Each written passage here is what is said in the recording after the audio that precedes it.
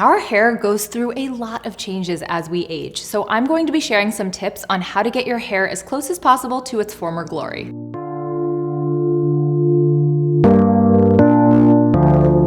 I'm Dr. Sam Ellis, and I'm a board-certified medical and cosmetic dermatologist in Northern California, and I'm here to help you understand your skin and hair and nails and find products and sometimes procedures that work for you. If you enjoy that type of content, give this video a thumbs up and don't forget to subscribe to the channel. Pretty much everyone knows dermatologists specialize in skin, but I think a lot of people don't recognize that dermatologists are also experts on hair and changes of the hair that people may experience over their lifetime. And it's something I see all the time in my clinic, whether or not that is the main reason a patient is coming in or not, they are noticing changes in their hair as they get older. And changes in hair aren't just hair loss. Yes, that is a very common concern, and I will be talking about that in this video, but there are so many other things that change with the hair as we get older. Aside from thinning and loss, people will also notice that over time, their hair becomes less shiny or more dull. It also can become brittle or dry and essentially more fragile. People may also appreciate textural changes in their hair, with their hair shafts becoming more coarse or wiry. And then of course, we are all familiar with graying or whitening of the hair that happens with age. And there is such a wide array of causes for these hair changes. The hair bulb and how the hair grows is incredibly complex, and it's still an area of heavy scientific research. And one of the reasons it is so heavily researched is because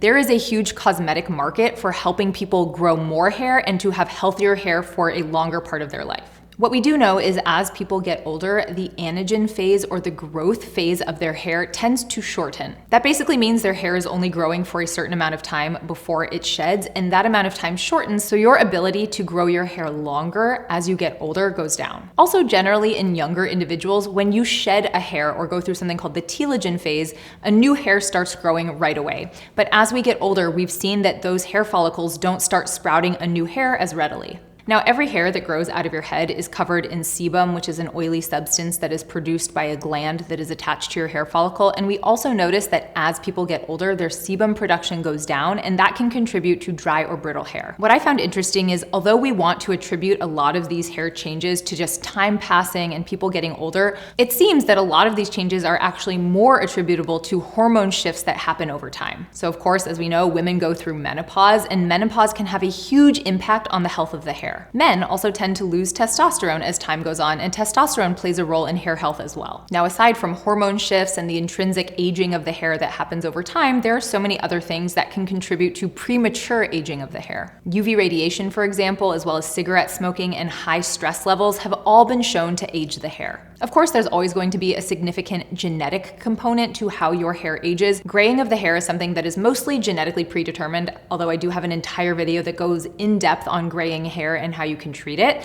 But one thing that's kind of interesting is that as time goes on, our melanocytes, which are our pigment producing cells, sort of die off in the hair follicle. And so we don't have as many of them to pigment our hair. And also, if you have any inflammatory conditions of the scalp, like psoriasis or lichen planopilaris, those can also affect how your hair grows and how your hair ages. The medications that you take and your nutritional status will also impact how your hair grows and ages with time. So now that we've kind of clarified all the things that could contribute to hair aging and recognizing that it's not merely the fact of just getting old that influences our hair, let's talk about things you can do about it. First, I want to talk about things overall that you can do for the health of your hair. Some of these may seem obvious, but I have found that when I'm having conversations with my patients in the office and we are talking about aging hair or hair loss or changes that they're seeing in their hair, they are often not meeting a lot of these. So number one is your nutritional status and making sure that you have the macronutrients and the micronutrients to grow healthy hair. Iron, zinc, selenium, vitamin D, there are so many nutrients that contribute to healthy hair growth, and if you are lacking in any of them, you're not going to have optimized hair. Also, it is so important to be getting enough calories and enough protein specifically to grow healthy hair. There's no strict recommendation of how much protein you should be getting, but often we have people aim for at least 1 gram of protein per kilogram of body weight. So if you weigh 130 pounds, you should be getting about 60 grams or more of protein every day at the minimum. And if you are seeing undesired changes in your hair, it's really important to sit back and really think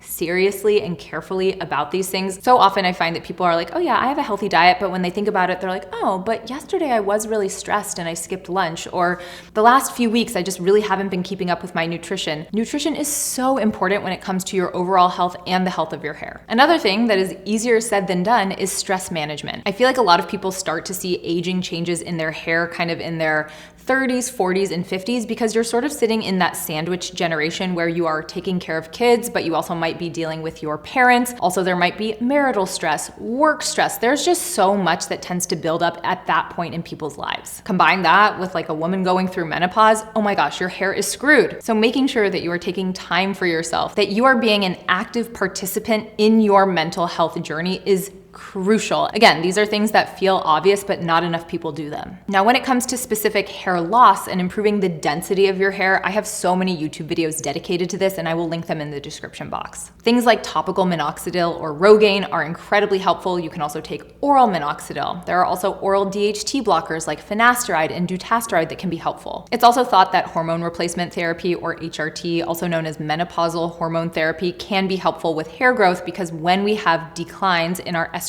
and progesterone, our hair is affected negatively. You can contrast that to when someone gets pregnant and they have surges in their estrogen and progesterone and they get this nice, thick, luscious, shiny hair. Obviously, that list is not comprehensive. I definitely encourage you to check out my hair loss videos, but one thing that I always want to be so clear on is if you are having hair shedding or loss that is bothersome to you, or you are having lots of scalp symptoms like itch or pain or burning, get plugged in with a dermatologist. There are so many more causes of hair loss and hair changes besides just getting older, and it's important that those get explored. Now, when it comes to dull, dry, or brittle hair, there are certainly things you can do in your hair care routine to make your hair condition better. You may need to switch up your shampoo and your conditioner and pick out ones that are a little bit more moisturizing to your hair. If you're looking for a great shampoo and conditioner, I am a huge fan of the Virtue hair care line. I worked with them a couple of years ago. I don't have any financial affiliations with them anymore, but I really, really like what their products do for hair. Specifically, they have a shampoo and conditioner designed for thinning hair,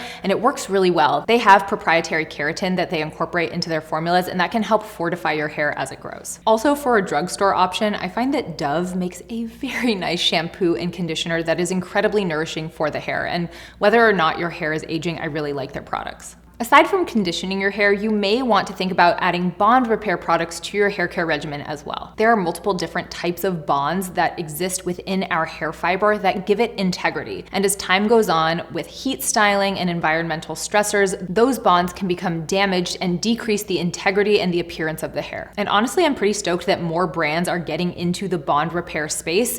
The K18 bond repair treatment is kind of my holy grail for many, many years. I'm a huge fan of that product, but there is another brand called Epre, I'm gonna say it wrong, but this is another leave-in bond repair treatment that I've absolutely been loving. I'm a huge fan of using bond repair products in my own hair. Even though I don't have truly aged hair, I'm only in my mid-30s, I do have prematurely aged hair because I'm so harsh on my hair between heat styling and bleaching this. So I'm constantly reaching for nourishing hair care products to preserve and restore the integrity of my hair so that I can grow it as long and strong as possible. Speaking of prematurely aging your hair, if you are bleaching your hair on a regular basis or heat styling it on a regular basis, that is going to do some damage over time. Now, if you are doing those things, I'm not giving that up, you do want to make sure you are protecting your hair as much as possible with a heat protectant. One of my absolute favorite heat protectants, and you've heard me talk about it a million times on this channel, is the Unite 7 Seconds heat protectant. It's a really fine mist that you spray onto damp hair, and it just works so well without weighing your hair down. So if you're someone like me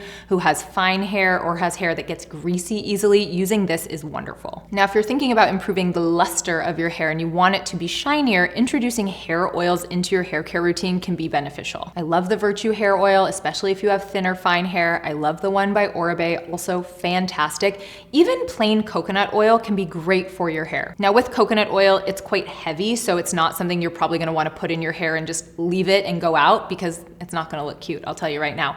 But if you are going to be washing your hair later in the day and you want to use coconut oil as a mask, that can be really helpful. Now, if your hair is graying and that is something that's bothersome to you, one, check out my video on hair graying because there are some things that are reversible when it comes to that. But two, you may want to consider dyeing your hair if your gray hair is something that bothers you. When scientific studies are done that assess perceptions of age, the number one thing about someone that makes them look older is having gray hair. So more than facial wrinkles, more than their posture or any other aspect of their face, if their hair is gray, that person automatically looks older to the general public. And looking older is not a bad thing, but if one of the reasons you came to this video was because you want to look more youthful or you want a more youthful appearance to your hair, coloring it will help you achieve that. Speaking of coloring, I think that's a nice lead into thinking about how you style your hair and how that might change as time goes on. When your hair is thinner or you're having textural changes, the same hairstyle that worked for you 20 years ago may no longer serve you. There's a reason why in all of the makeover shows from the 90s and the early 2000s, when they gave someone in their 40s through 60s a makeover, one of the number one things they would do is give them a haircut. You don't have to dramatically change the texture of someone's hair or the color of their hair to make them look more youthful, but when you cut it in a way that lends itself well to the texture that they naturally have,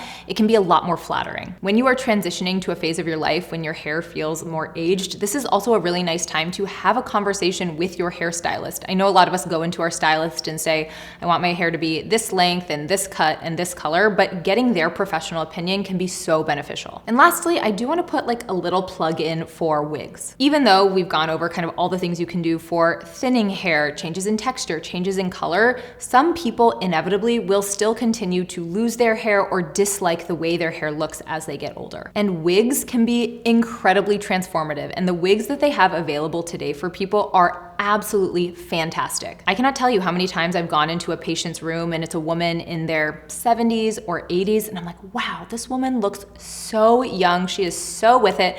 I'm doing her skin check, and then at the end she goes, oh, and let me take off my wig so you can check my scalp. And it's just like, what? This is a wig? I'm a professional. I look at hair all day long, and these wigs are incredible. And I will tell you, when the wig is removed, they do look a lot older, and it really shows you how much hair can give you a more youthful appearance. So sometimes if you can't beat them, join them. What are your favorite products for aging hair? Let me know in the comments. Thank you for being here. Don't forget to like this video and subscribe to the channel, and I'll see you next time.